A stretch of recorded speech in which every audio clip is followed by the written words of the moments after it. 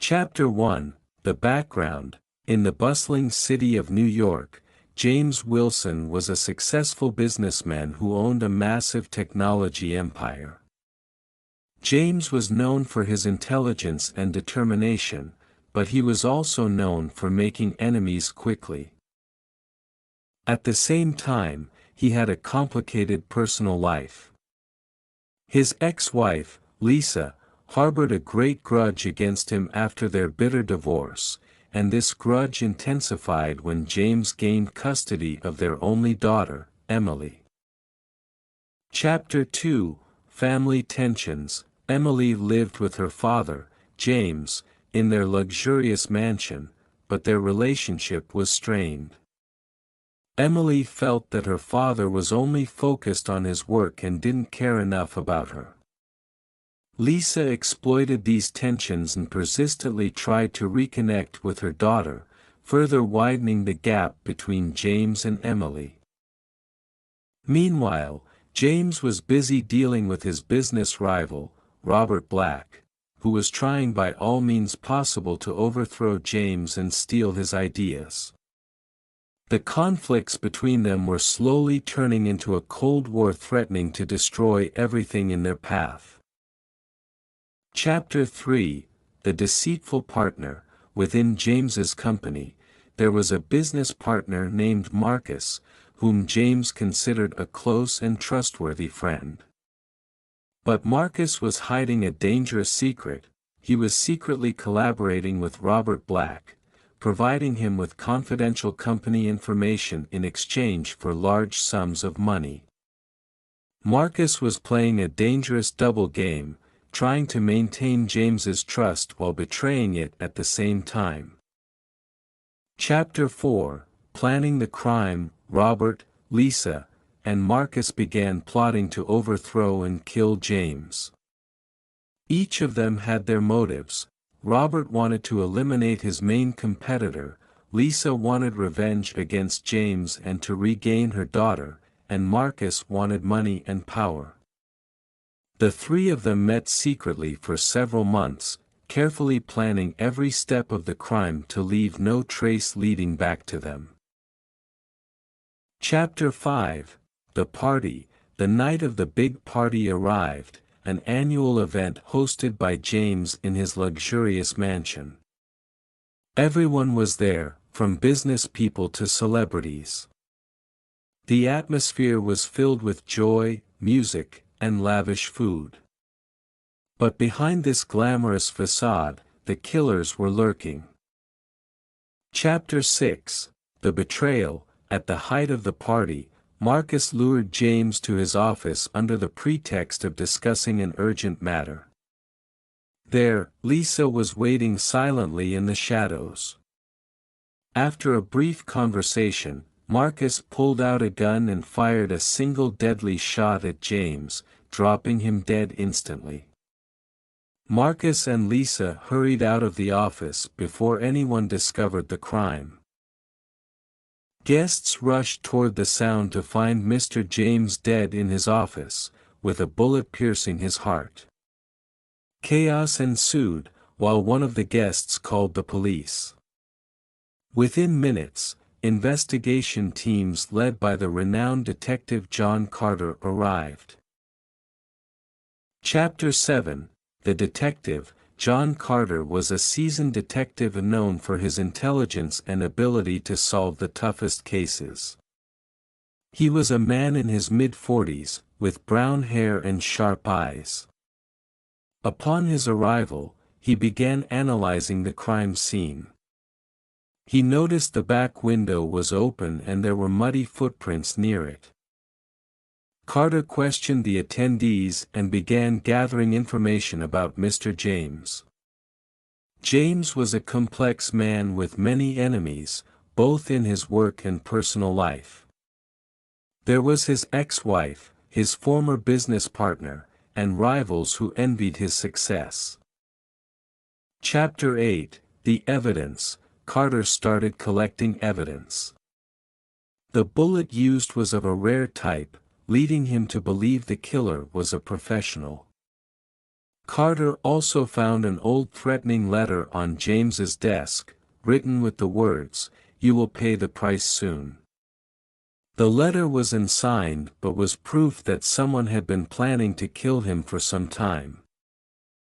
Carter examined the security cameras in the mansion and noticed that the camera covering the office entrance was disabled.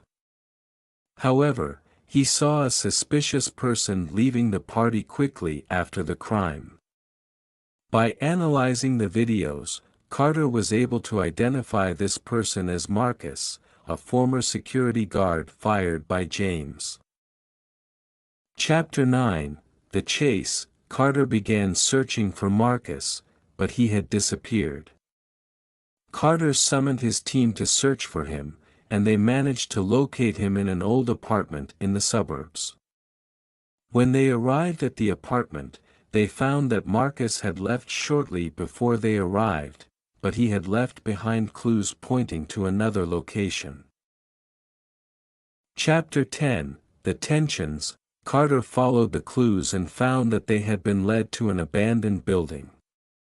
As they approached, they noticed suspicious movement. The lights were dim, and sounds echoed off the walls. The atmosphere was filled with tension, and every step could be their last. Suddenly, a smoke bomb exploded, and gunfire erupted. Marcus had set a trap for the detective and his team. After a fierce confrontation, Carter and his team managed to gain control of the situation and arrest Marcus. However, Marcus was seriously injured and needed to be taken to the hospital immediately. Chapter 11, The Confession. In the hospital, under the influence of pain and sedatives, Marcus began to confess. He said he was working for someone who was paying him to kill James. The person who hired him was a business rival named Robert Black, who sought revenge after James caused his bankruptcy.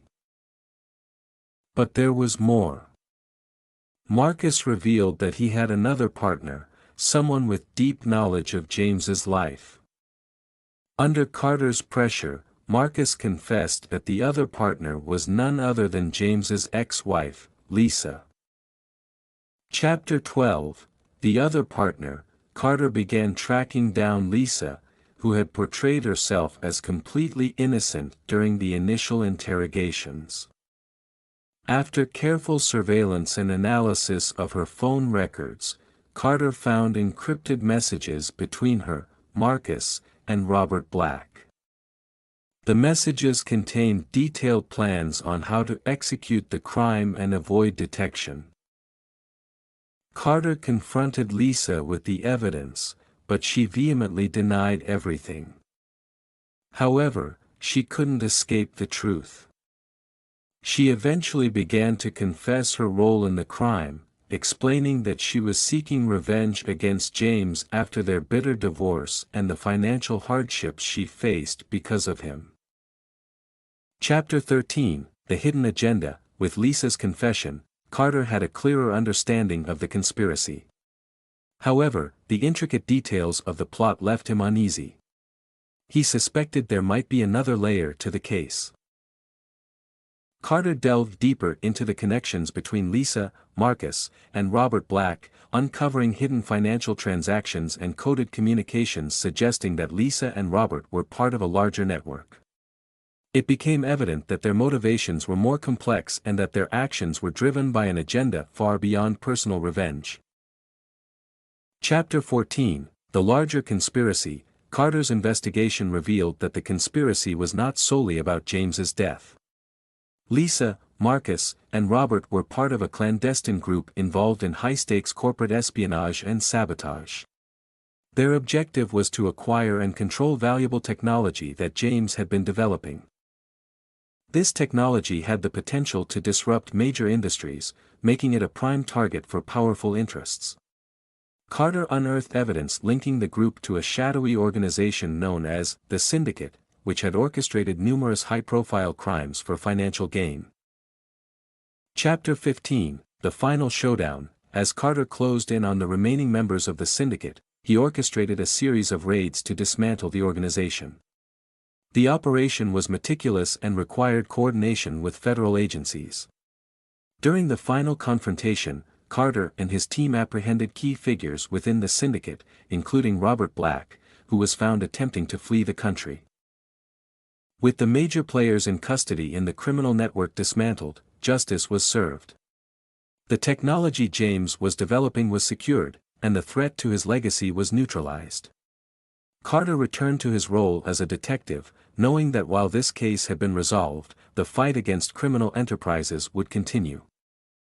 Chapter 16, Emily's Future. In the wake of the dramatic events, Emily Wilson, now orphaned and without her mother, faced an uncertain future.